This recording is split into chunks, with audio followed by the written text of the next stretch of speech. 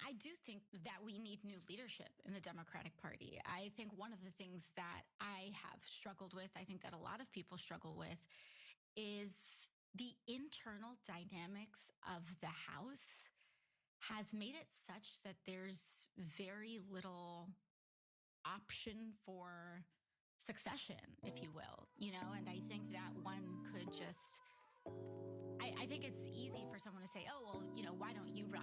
But the House is extraordinarily complex.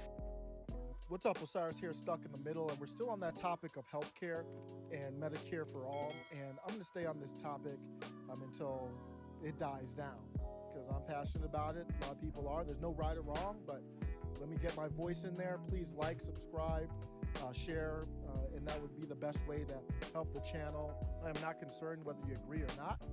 The discussion is what makes us all better.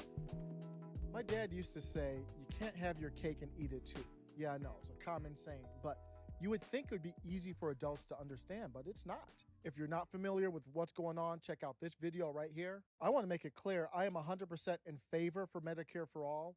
It's embarrassing that our country, for the most part, ties in your health care to your employment, and not just any employment, usually a big employer. That's not good. That's embarrassing, and it should change. We just disagree about how to go about this. And we just disagree about this specific tactic that is foolish, that Jimmy Dore is now being famous for bringing up, but others are endorsing. People who align with what Jimmy Dore is proposing are ignoring the fact that progressives are not in their own party. They have tied themselves out of necessity with the Democratic Party. Really, in this country, we're breaking it down into four parties. You have MAGA, establishment Republicans, establishment Democrats, and progressives. But that's why our companies, our corporations, and the two major parties, that's why they fight to not allow things like ranked choice voting or anything that would allow other parties to have a voice. They just want control. And this is a perfect example. Donald Trump has never been a Republican, but he had to tie himself to the Republican Party. Bernie Sanders has never been a Democrat, but he had to tie himself to the Democratic Party. So there's pros and cons to that. The pro is you actually have a chance at becoming president, maybe a little bit of one. The con is you are a part of that party. So if you want Nancy Pelosi out, you are making a coup, you are making a move against your own party. I know people want to have their cake and eat it too, but they are not in a separate party. They are in a different wing of a bigger party. And making a move, people are acting like making a move on Nancy Pelosi is like nothing. Like, they'll be like saying, hey, you're for Medicare for all, right? Why don't you get in the ring and fight Mike Tyson in his prime? Oh, you don't want to do it. You want to think of a plan first? You're not fighting for us. Get in the ring and fight him. No, I'm for fighting for it. I know AOC is too, but I'm not getting in the ring unless I have a plan. And I'm not getting in the ring if I'm not going to get something at the end of it, even if I do win. Jimmy Dore would be making a lot more sense if he said, I want AOC to do this. I want her to take the risk. I know it's a heavy risk. I know it's a heavy ask, but I want her to do this. If she doesn't, I understand. Everyone listen to me. This is the downside of us only having two parties. Jimmy Dore and others promote this movement for a people's party. And then they say, hey, that's why we need to do this movement for a people's party. It's because AOC is fighting for us, but she's in the swamp, so she can't do everything that would be normally necessary. She can't take every risk she would take, and the other progressives, if they were in their own party. This is a reason. Go to the website for the Movement of the People's Party. That's not what he's saying. He's trying to, this is a takedown. This is a hit piece on AOC. It's completely unnecessary. There's a difference between attacking someone's credibility and pushing a politician to fight for your cause. Those are two different things. And Jimmy's doing both of them. And that's why he's getting pushback. That's why I'm making this video. It is ridiculous to be attacking AOC's credibility over this. There are other things you can attack her credibility for, but for this, no. That's not flying with me, Jimmy. And Crystal Bell, Jimmy, Crystal Bell, the Humanist Report, whoever else falling behind this like it's some litmus test. If I don't agree with this, then I'm not a true progressive. Y'all can kick rocks. I don't care about labels. I want smart moves, smart decisions. I agree with Medicare for all, but this is a dumb chess move. It's not productive. This is not pushing a politician. This is attacking someone. Because they know it's going to the Senate. Well, it will die. Well, maybe it won't die in the Senate. We're in the middle of a pandemic. You liar. I know people should. I'm attacking. I know some people say I'm attacking. Be nice. Jimmy is perfectly within his right, but let's be real. This is not pushing a politician to fight for a just cause.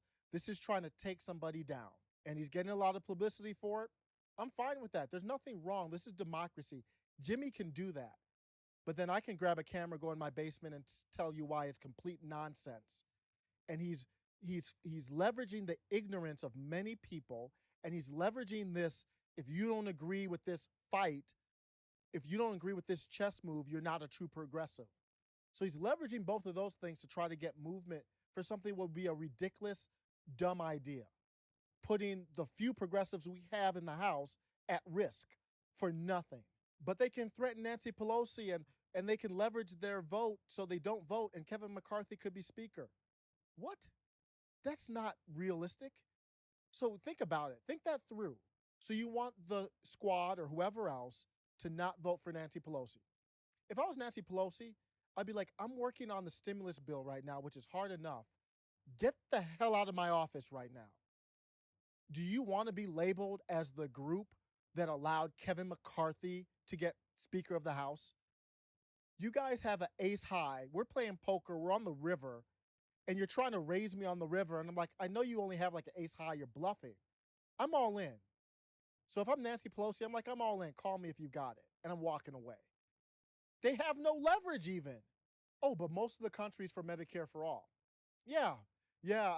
If you guys trust these polls, then you're in a different place than I am mentally from our history and analyzing the history of polls. When's the last, assume the poll is true, people who were in the streets this summer, they were in the streets because of George Floyd and fighting for police reform, which is fine if that's what you're for. They weren't in the streets for Medicare for all. They weren't creating a bipartisan movement. Oh, so much of our country, this must be a bipartisan movement, right? When's the last time you heard a Republican citizen, a neighbor, friend, online? When's the last time you heard a Republican say, you know what? Why aren't they doing Medicare for all? When's the last time you heard a Republican volunteer that information? Or you bring it up and they say, yeah, we got to do that. Or even a moderate Democrat or an independent. When's the last time you heard them volunteer? Let's do this fight for Medicare for all. So you can look at the polls all you want. I don't see the fight out there. The only people yamming about this are people on the left, people who already agree with it. This isn't a bipartisan movement. Nina Turner. Let's get to work. I am Nina Turner, and I'm running for Congress. Nina Turner is going to be representing, barring some kind of huge upset. Nina Turner, and I'm all for her. She's great. You guys Google her. Just Google her.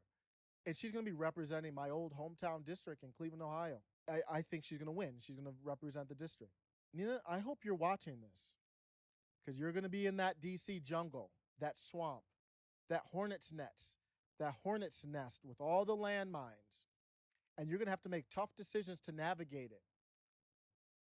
And that second you make a decision that doesn't pass this pseudo litmus test of progressiveness, Jimmy Dore, whoever else, they're going to eat you up as well. Let's fight, but be smart. Take care.